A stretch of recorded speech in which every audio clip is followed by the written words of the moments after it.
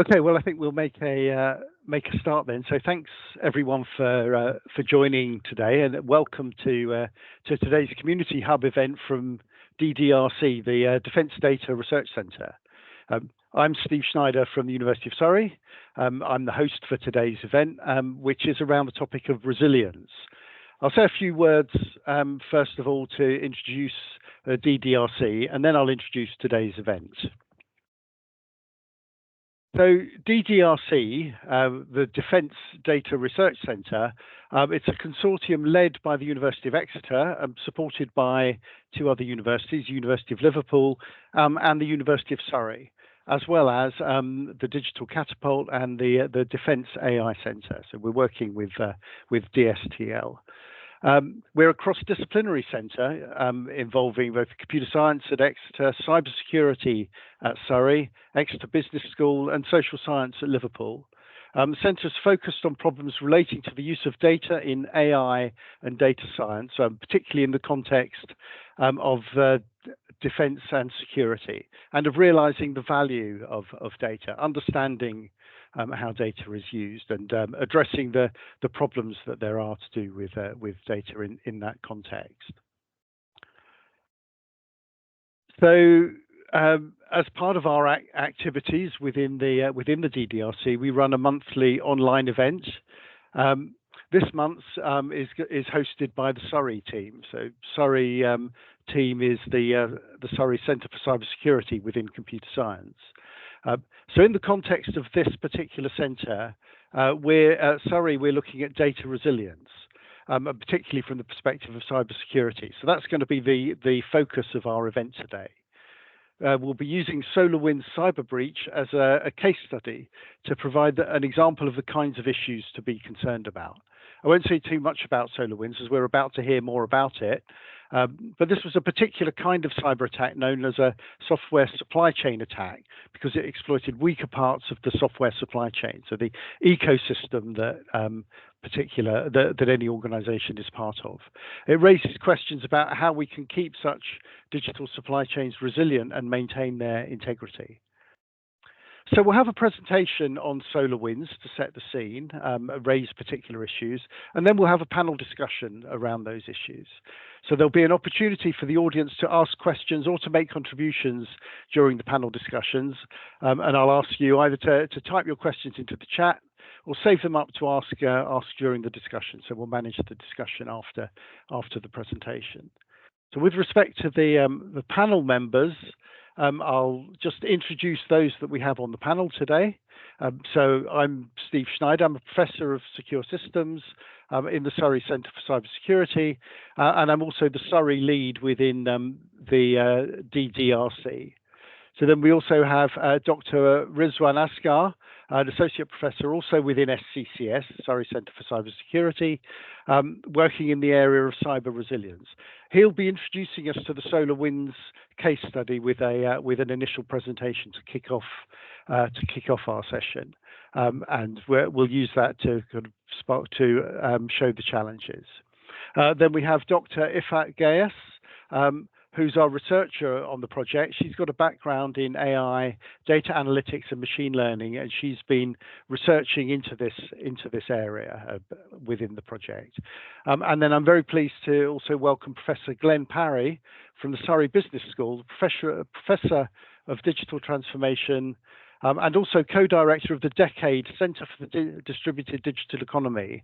I'm also a participant in that centre, so that's Glenn has got expertise in that area, and he's leading the work in the Decade Centre on digital supply chain, among other aspects. I'm really grateful to Glenn for joining the panel at short notice following the sort of late but unavoidable unavailability of another planned member of the panel. So thanks, Glenn, and thanks to all our panelists for joining today. So I'm now pleased to hand over to Rizwan, who will take us through a presentation on SolarWinds.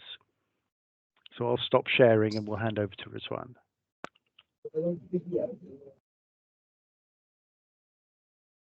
Yeah, thank you so much, Steve, for the introduction. Can you please confirm whether you can see my slides? Yes, that's visible. Yeah, thank you so much. Hello, everyone, and thanks for joining this webinar. So today we are going to talk about solar wind breach. I am sure most of you already know much about this, and let me clarify this solar winds. It's nothing to do with solar or winds. And this brings us to a question of what is solar winds and what do they do? And let me start with that first. So basically, SolarWind, it's an organization. They develop software for businesses to manage networks, systems, and IT infrastructure. In other words, they provide network monitoring tool or simple network management protocol, which is used by customers worldwide. So as of now, they have more than 300,000 customers worldwide, including 96% of Fortune 500. And as we can see, also some big IT giant such as Amazon, Apple, Google, McDonald, which is also from the other areas and other sectors, and Walmart. They also received quite many awards. Just in 2022, they received 31. So this is showing that they are a leader in this specific area of providing network monitoring tools and services. Of course, they are a big name, but at the same time, if we see back in December 2020, they also were making some headlines, and this time the headline was more around sunburst hack, which was so serious. So actually, what happened? What is this hack? So if we see the details, so it was a supply chain attack where the chain of this infection can be seen here. So first of all, attacker was trying to uh, distribute some malicious DLL, which is dynamic link library, for providing services. And in this case, the service was, or the name of the product was Orion, and this was distributed. I will get back to how this was distributed and how they managed to circulate to the customers. So once this was distributed, which was a malicious one, so it was having some backdoor, and this backdoor was activating itself at a certain point in time once it's in the live actual environment in the compromised network.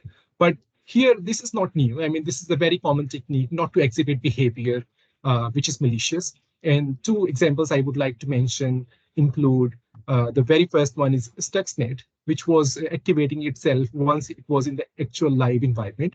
And another example is very common, and most of us we know when any uh, app such as Android app is submitted to Google Play Store, in the initial few minutes, they perform certain checks whether app is benign or app is malicious.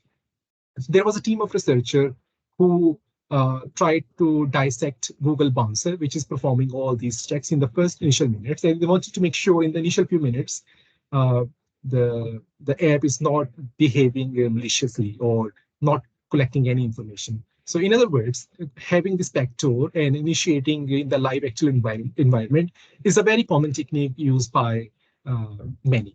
So attackers, they used this technique and then they inspected the environment. Afterwards, the backdoor gathered some information, which was shared back to the server using command and control.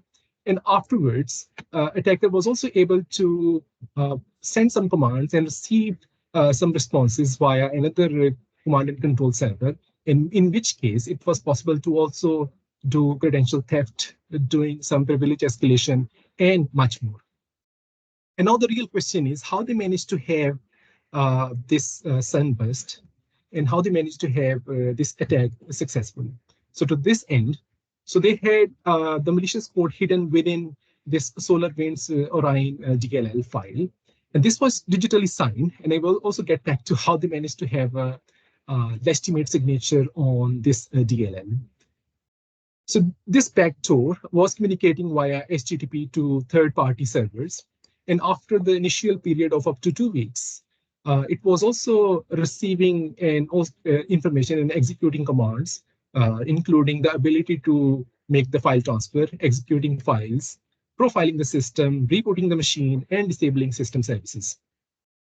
So there was also this masquerading of the network traffic. So this is kind of the obfuscation of the traffic. So we also know from the onion routing examples that masquerading is the technique, or obfuscating traffic is a technique used to change the traffic pattern. So for instance, the onion routing is not like legal or not used by certain countries, and they try to ban. And here we have Tor proxies or Tor obfuscators that can change the traffic pattern. So likewise, there is also an obfuscator for Orion improvement program protocols. So they were using this in order to mimic that the traffic is actually belonging to their own product. So again, the technique is not new, and that's another lesson that attacker can use state-of-the-art or existing techniques in order to penetrate into the systems. So this backdoor was using multiple block lists in order to identify forensic and antivirus tools running as processes, services, drivers to evade detection. And as a result of this attack, who got affected? So we have at least 18,000 customers out of 33,000 who are Orion customer, whoever took this software update released in March or a little later in 2020.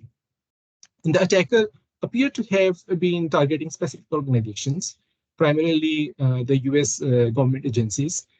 Therefore, there was a second stage of the attack with a particular focus on those organizations. So they were also having a second round, and therefore those organizations were more at risk.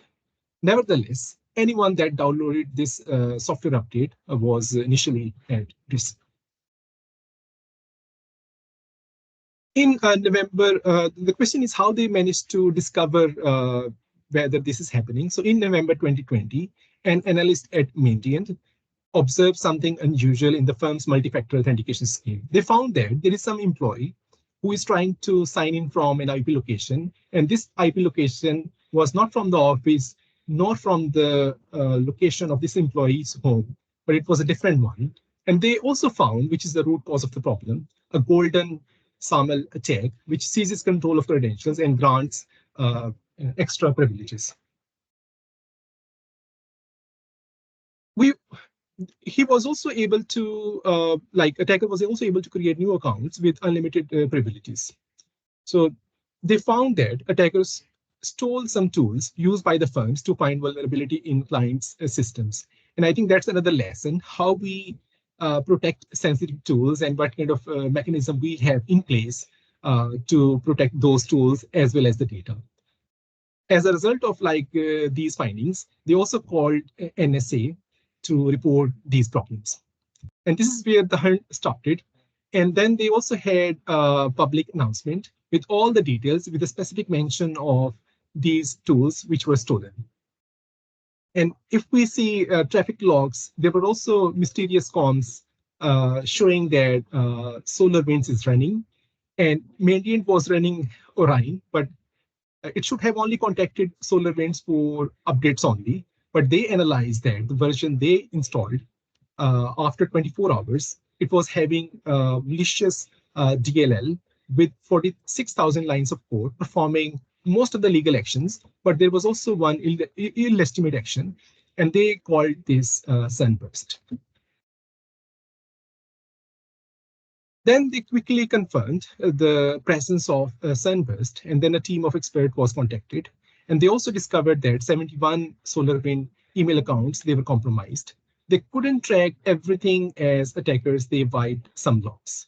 And how that's another lesson we need to learn from SolarWinds hack, how we maintain and how we have a resilience of logs such that we can do the tracing, what happened or what have been done by attackers. They confirmed only Orion affected, which is the SolarWinds product, and the backdoor is useless unless connected to the internet. But only 20 to 30% they were connected to the internet. So those connected to the internet, ideally, they should have configured server to contact only SolarWinds servers, but only few of them did.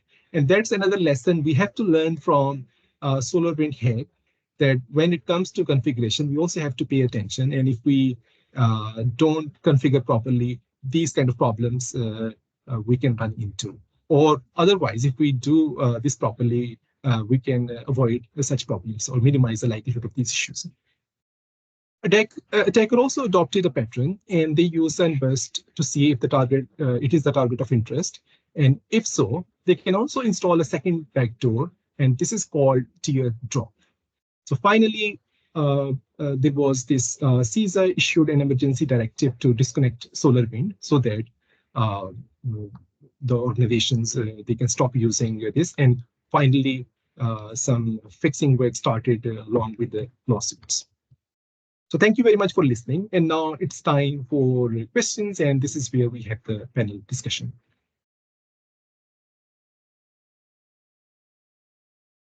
Okay, well, thank you, Rizwan, for that introduction to SolarWinds.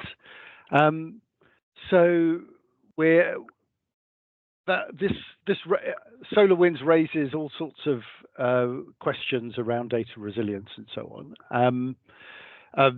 And I think to some extent, if one's under that kind of attack, how can you be confident in the data that you have? But also with respect to any organization's ecosystem is going to be part of a network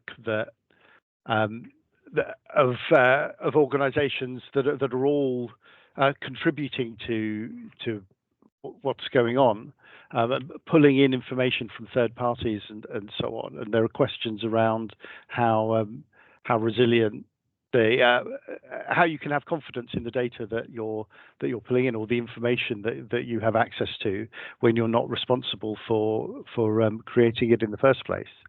So I think we are happy to take questions in the chat, or if people want to raise their hands and ask questions live, then we're very happy for that. And I think Jade is controlling the mic and the cameras and so on, so we can involve people live. But I'll invite the panelists to put their cameras on, and let me have a look at the question of, well, there's something in the chat.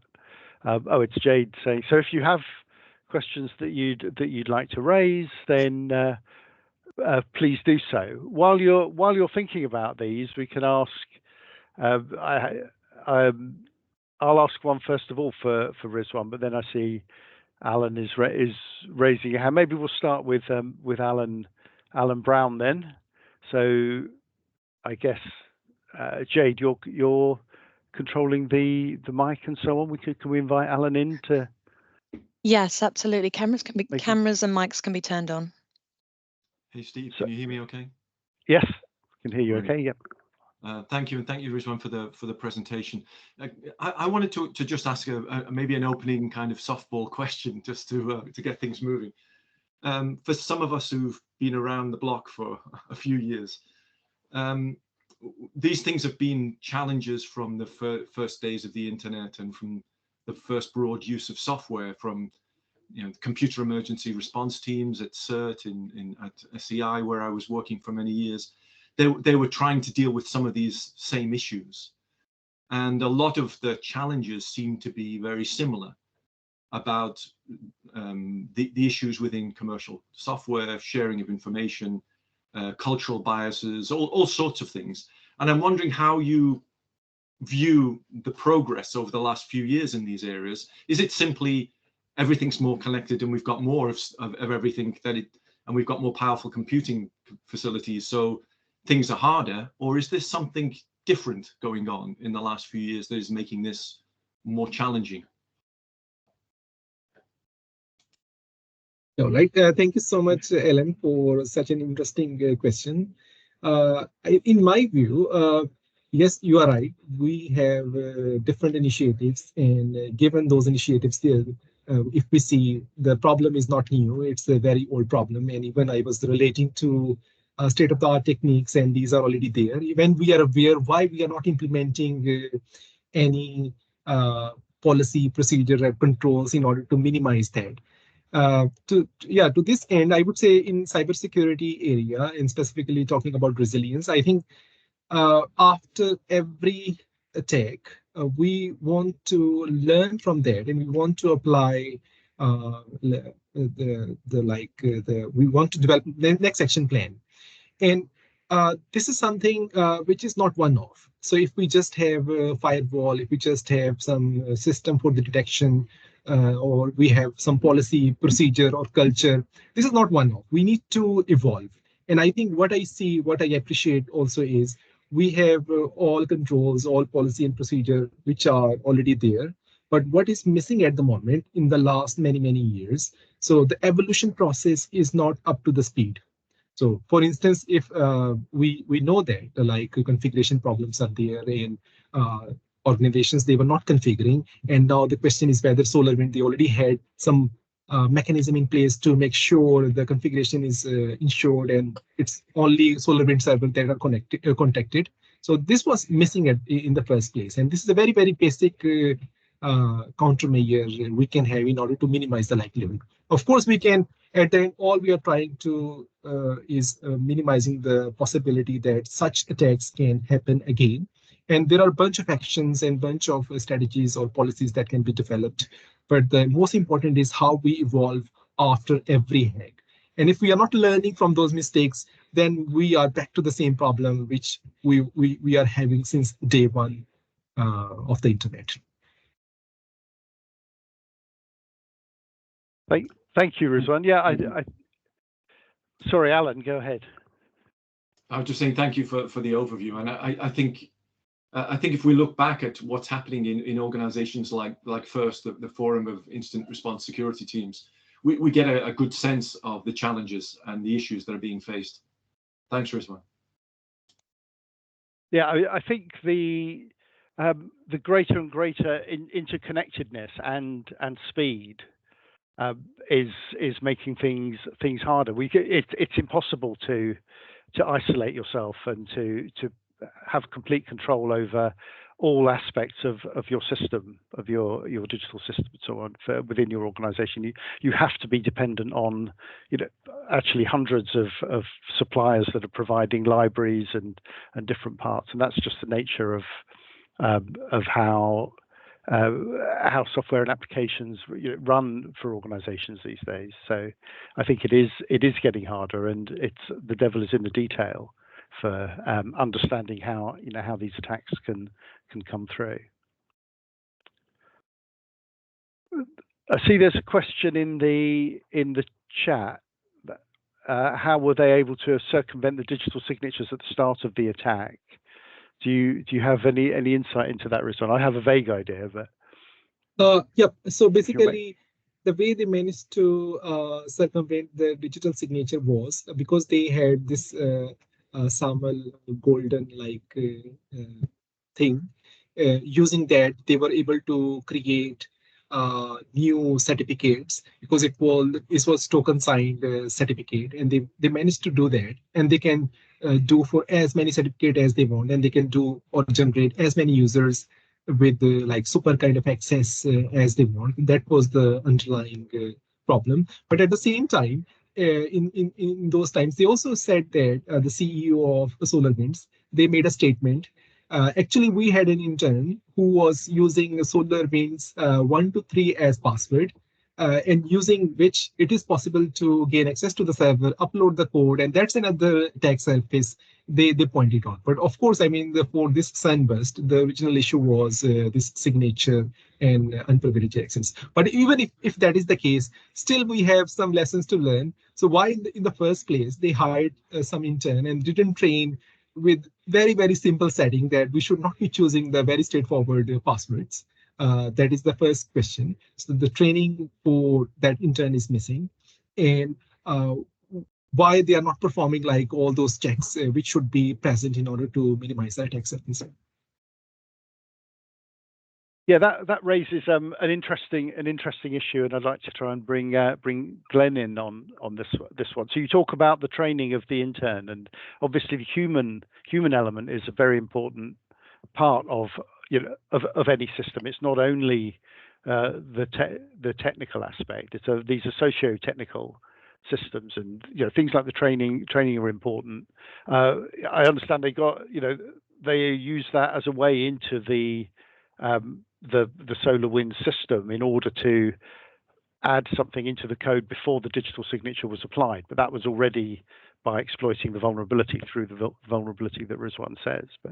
But I know, one of the areas that Glenn is interested in is around socio-technical systems and the relationship between how much you can rely just on the tech and how much you also need to worry on the where the socio part of the socio-tech makes a difference.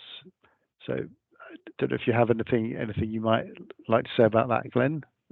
It was interesting looking at your map, because the vulnerabilities are always at the boundaries, as we know, and whenever we're looking at whatever the system is, the boundary issues tend to be the people.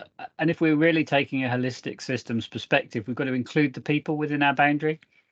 Socio-technical systems goes back. I mean, we were working on it yesterday on a blockchain system, but the theory goes back, to the 60s. There's a lovely paper looking at coal mining and why one coal mine was safer and more efficient than another, and it was because of the training of the people and the way it was operated. And it's quite difficult to transfer that between two systems. Lack of standards is another big problem. We keep seeing this across all IT systems, which again is a boundary issue, and that opens up all these attack vectors. You're looking at, I always look at these things as a supply chain because that's how I see the world. And this end-to-end lack of digital certificated linked thinking seems to be again the vulnerability that I'm seeing in that particular system. So yeah, it's all about the boundary challenge and really map the people into the process, because I think the tech's pretty good. And I sometimes hear that the people are the weakest link or whatever, but that always feels unfair. I mean, people are people, and in a sense, if a system doesn't take account of how people actually behave and is designed around that, then that's going to be problems. You can't blame individual people for just behaving in the way that they feel they need to behave to do their jobs. You have to, understand how people are going to behave and design accordingly. Yeah, I think that's the socio-technical challenge we all have whenever we're designing systems. Because the blockchain work we're doing, looking at additive manufacturing supply chains, we mapped it and we mapped the people and we found out what the people were doing. And you've got these wonderful digital end-to-end supply chains where we're transferring the code for 3D printing of secure parts. And then we find when you actually walk the process, you get to the print end and you find somebody's using a memory stick to bridge the air gap between our lovely system and the printer. You're like, why don't we just buy a lead? But it's finding that people will always solve a problem, but they'll leave you massively vulnerable. And then there's other issues that we find. We're trying to provide security, and with 3D printing, the issue is the printers are never the same. The standards aren't there, so people tweak the code at the last minute, and then that throws up all sorts of problems later on. But it's mapping your process, walking your process, and not just thinking you can solve it technically, because you can't. You never will. But if you walk it, actually physically walk it, you will see the vulnerabilities. Yeah, thanks, Glenn. No, that's a very good point. I think. There's another question in the chat. So. Oh, sorry, this one isn't in the chat. I thought I just. Oh, sorry, no, it's a hand. It's a hand Steve. gone up. Sorry, yes, Yeah, you're absolutely right. Go for it, Richard. Well, I was just wondering. I don't want to hold the questions, but if nobody else is going to ask, I will. I was interested. Rizwan, you said that there was an analyst who noticed something strange, and I wondered what analyst meant, and was that somebody who was specifically looking for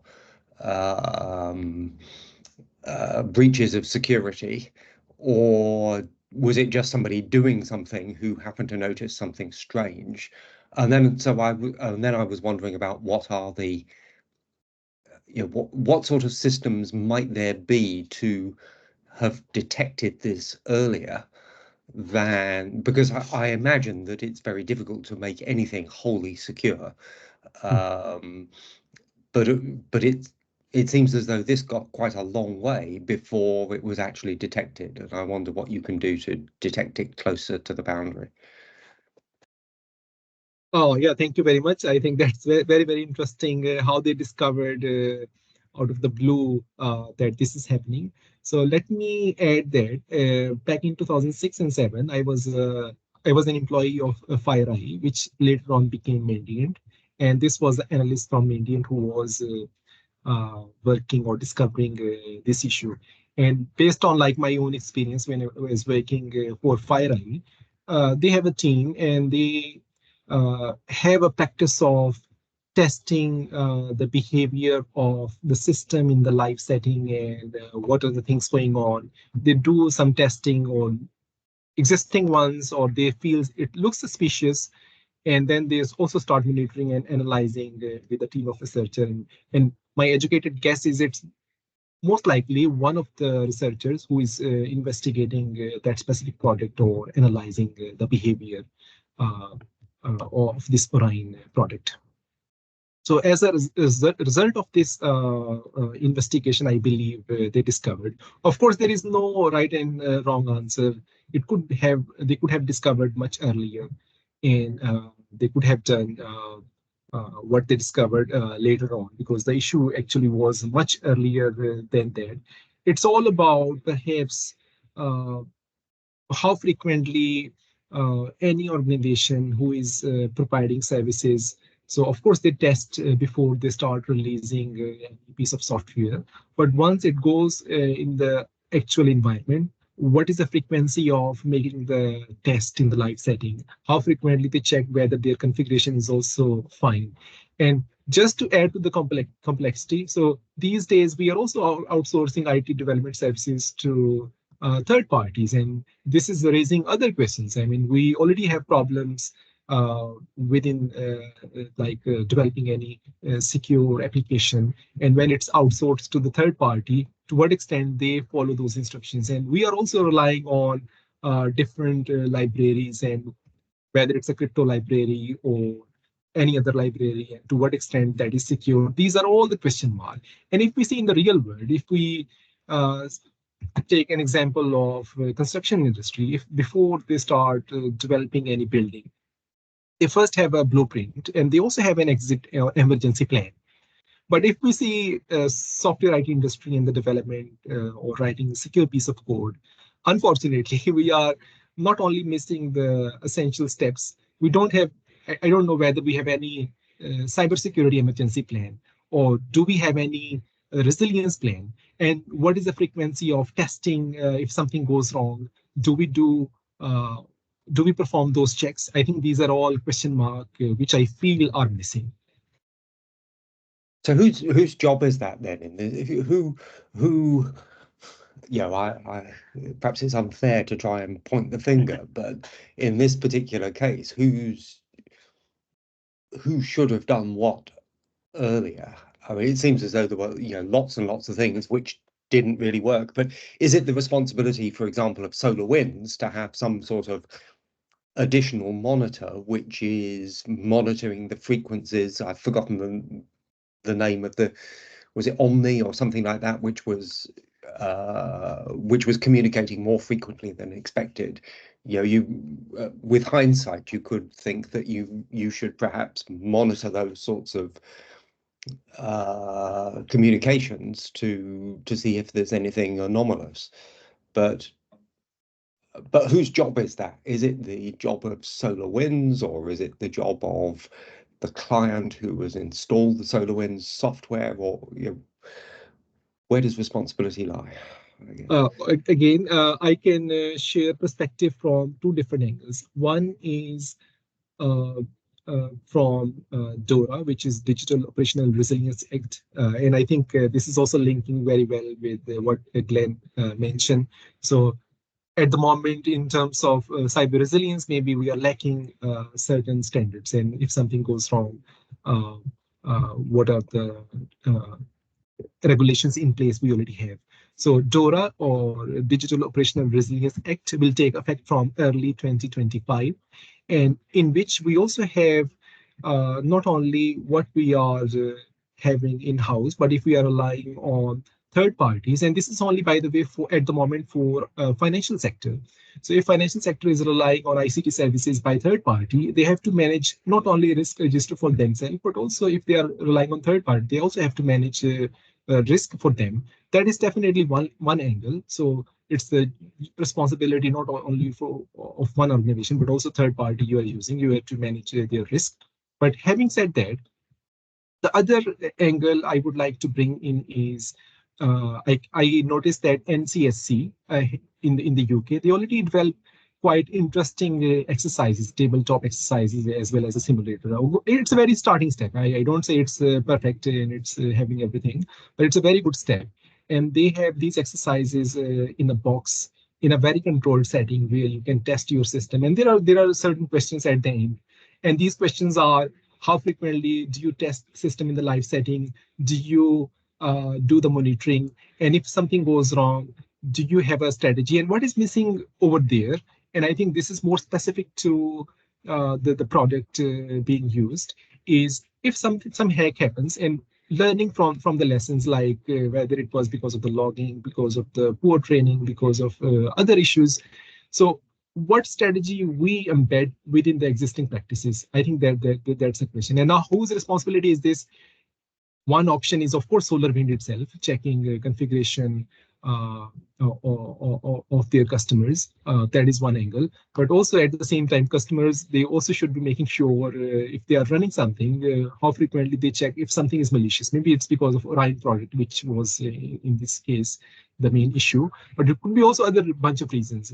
So I would say it's a joint responsibility. We cannot say just one, like either the provider or the organization is responsible. So it's we never know. The attack surface is quite large, and it's a shared kind of responsibility. And we have to minimize the possibility of the attack from as many angles as possible. We can do just a back practice. We cannot name only one person or one organization that must be responsible. Okay, I mean, just to be argumentative, you know, if my car breaks and causes an accident, then and I've maintained it, you know, I've serviced it and driven it responsibly and all the rest of it, then it's the fault of the car manufacturer. And, you know, there were questions of, yeah, it's quite interesting for autonomous vehicles, but perhaps we should stay away from that for the time being. But so why doesn't that analogy hold in for supply of software? You know, a company bought the SolarWinds software. It exposed a vulnerability in their system. So, I mean, I accept what you're saying, but I think it's a little bit hard to swallow. I mean, you were making analogies with the building industry, so I'm trying to think of other analogies. You know, car manufacturing. If I buy a service from somebody, then it's their responsibility to provide the service. So why? If I've installed it according to the supplier's instructions and operated it according to their instructions, then surely the responsibility is with SolarWinds in this case. I think you are absolutely right. So if from the car example, excluding EV, so if you are buying and maintaining the car and everything must be as expected. If something is not going as expected, so it should be car manufacturer you can blame. And in this case, if all the customers who use this service, and this is where we also have lawsuits later on as a follow-up work, they should be taking care. But again, if we see this DORA, Digital Operational Resilience Act. That's why I mentioned this. So where it's not only what we are using. If we are using third-party software, we also have to manage. We cannot blame. Of course, the responsibility at the end, if Google was using their services or any other IT giant is using their services. So they will be asked by their own clients why they didn't protect in the first place. Of course, they can put the blame forward to SolarWinds, that's the root cause. But it does not mean, it does not exclude the possibility that Google is not responsible. So of course, they have to do their due diligence. Although they are using services, they have someone to blame, someone to sue. But in the first instance, they should also have protection in place. If something happens and this is they are relying on third parties, do they manage that risk? And I think this is where DORA is coming, but unfortunately, it's only at the moment for the financial sector. And I have a feeling that it should be expanded more broadly to most of the organizations. Yeah, I think that's interesting. I mean, but I think it can be quite difficult because, go back to the car analogy. 50 years ago, I could have checked most of the car and understood its operation. And I think probably buying a complex piece of software is more like buying a very advanced car where, all the configuration I can do for my car practically is pour water into the radiator, or not the radiator, into the, I shouldn't do that, into the windscreen wipers.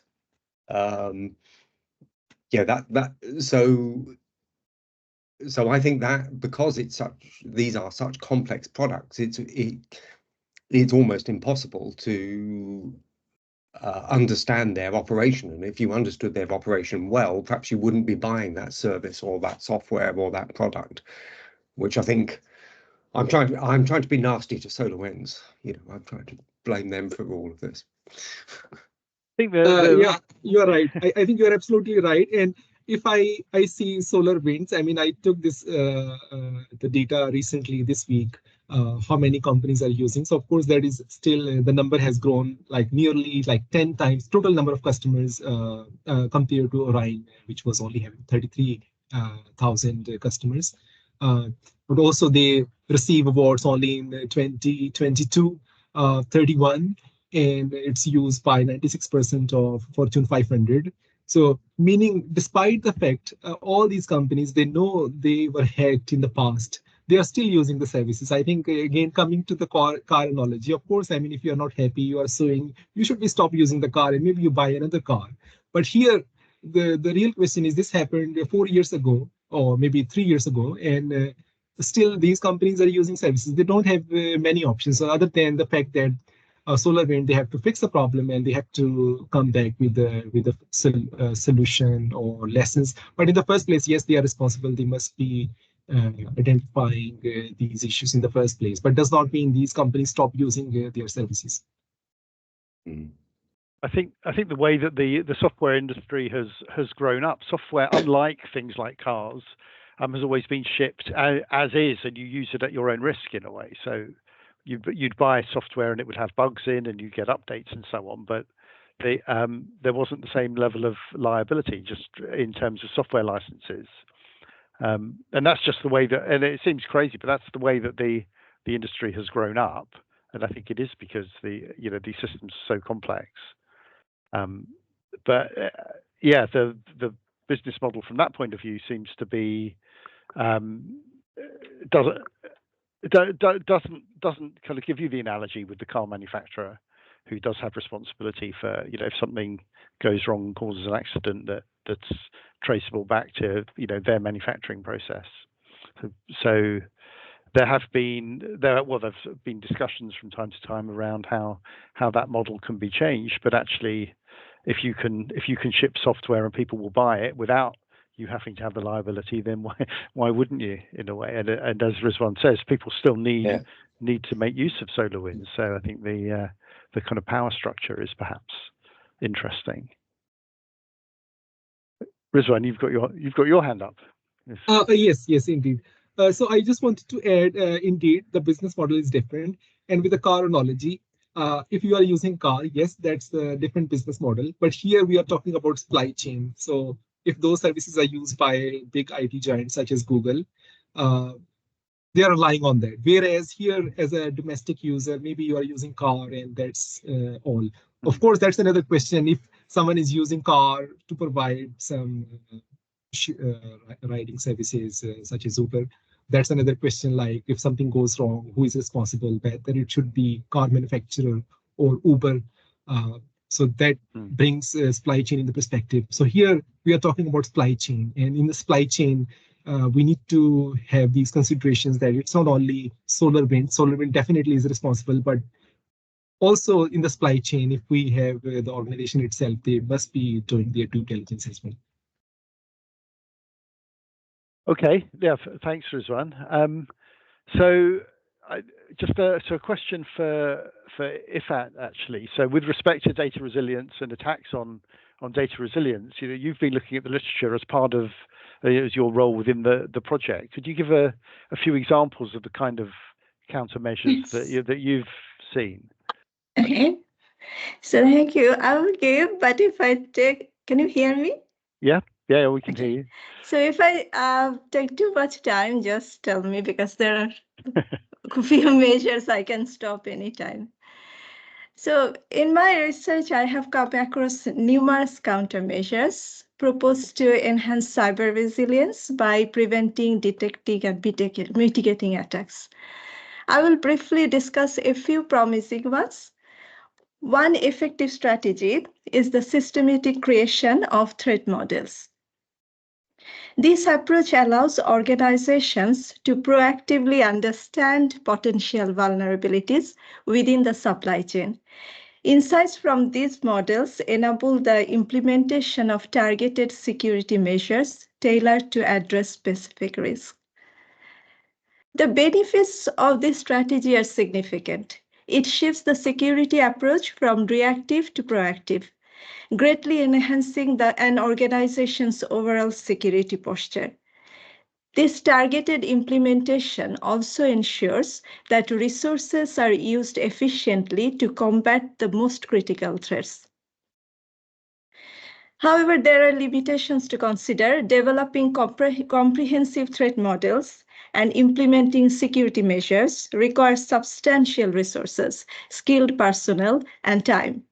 Additionally, an effective threat model demands a deep understanding of both the organization's systems and potential threat actors, expertise that may not be readily available in every organization. Another key countermeasure involves the deployment of continuous monitoring tools that utilize machine learning to detect unusual behavior and threats in real time. Regular assessments of the security postures of suppliers and timely updates to vulnerabilities in open source and third-party components are also crucial. Yet this method is not without its challenges. Adversarial manipulation is a significant risk. Attackers may exploit vulnerabilities in the monitoring tools themselves. Moreover, the false positives or negatives from AI tools can lead to inaccuracies in detecting and responding to threats. A recent innovative approach I came across is the dual model approach. This method enhances cyber resilience by addressing adversarial manipulations. It uses two separate machine learning models, a primary model for day-to-day operations and a secondary model designed to detect any tampering with the first. While promising, this approach also faces challenges, as attackers may develop new strategies designed to bypass both models. So another innovative countermeasure is blockchain-based supply chain management integrated with enhanced data privacy mechanisms. This approach stores sensitive data off-chain to maintain privacy and scalability, while hashes of the data are recorded on the blockchain to ensure integrity and immutability. The use of hashes allow the blockchain to verify the data's accuracy without exposing the actual content. Off-chain data are distributed across multiple nodes or cloud servers to enhance security and accessibility without overloading the blockchain. To further secure this off-chain data, access controls are managed through smart contracts, and off-chain data is signed with private keys. It also implements encryptions, data masking, and tokenization to protect sensitive information. Maintaining detailed logs ensures accountability and traceability, crucial for complying with legal requirements. These logs are typically stored off-chain to manage the volume of data efficiently while retaining quick accessibility. Hashes of these logs can be recorded on the blockchain to guarantee their integrity and immutability, providing a verifiable audit trail without compromising speed or inflating costs. The main limitations here include the complexity and resource intensity of the technology, as well as the potential for implementation errors. Lastly, it is for organizations to have robust incident response plans, establish supply chain redundancies, and deploy secure update servers in secure zones, like a demilitarized zone. These strategies help mitigate the impact of cyber attacks by ensuring operational continuity and safeguarding updates to organizations' software supply chains. By integrating these strategies, organizations can build a more resilient and secure framework to counter the complexities of cyber threats in their increasingly interconnected environments. That's a few promising ones I picked up for the talk. No, thank you, Ifat. I think there's a lot in there that's kind of touched on what we've already, some of the issues that have already been covered. I think one area you mentioned the use of blockchain for kind of data resilience and protection, and I know that gives me an opportunity to bring Glenn back in, where Glenn is looking at the use of blockchain in supporting supply chains, more generally. I don't know if you want to say something about the role of blockchain in that, Glenn. Well, we've got a couple of major pieces going on in blockchain for supply chain management. We're looking at supporting the UK's development of a digital border using blockchain as the I nearly said source of truth, but it's not that. Blockchain, you can lock documents down so they can't be changed. Doesn't make it true. We looking at food supply chains previously, one of the companies we were working with said that the problem with blockchain is it provides a halo of truth. People start to trust the data, and that's a problem, because what a lot of these blockchain systems still have, the input data is often manual, so it's still prone to error, and then it's very difficult obviously to change. You have to just put some update in the next block. So you need to retain skepticism when you're looking at blockchain-based data. What it does provide is liability.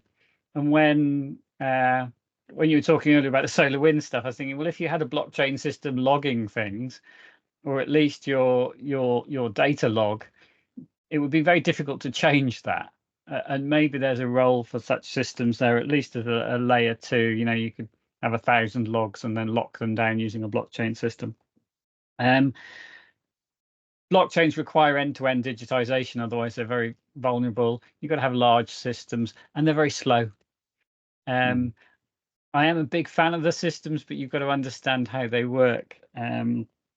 So again, it comes to that boundary issue of getting the right data in there and making sure the people do it. Yeah. Okay, no, thanks, Glenn. I think I'm looking at the time now, and I'm seeing that we're coming to the end of the hour. So Rizwan's got his hand up, maybe for a last comment, and then we'll wrap up the session. Thank you, Steve. Indeed, I wanted to just reflect on using blockchain we can make sure the logs are protected. It's not wiped out by attackers somehow. If we can manage that, that definitely would minimize the possibility of the attacks. And also, if I mention this software supply chain, and this brings us back to this point. Of course, in case of SolarWinds, we can blame them. We have someone to stay responsible for. But at the same time, in case of software supply chain, if I'm using SSL and TLS, I not have the capability and resources to implement all my own, and I'm using on open source OpenSSL. And if they are further reliant on another library, which is also open source, and if something goes wrong, whether in the third-party library or in OpenSSL or within my application, of course, we need to have some kind of like asset register along with the risk register, as mentioned by or suggested by Digital Operational Resilience Act, meaning DORA, which could be one approach. Because in case of open source, we cannot have anyone to blame. So that's my perception. So I think we need to take responsibility, and it should be kind of a shared responsibility. Yeah, thank you so much. Yeah, that's a nice observation. Okay, well, we've run out of time now, so I'll just say that, many thanks to everyone for joining us today. It's been some interesting questions and some good discussion.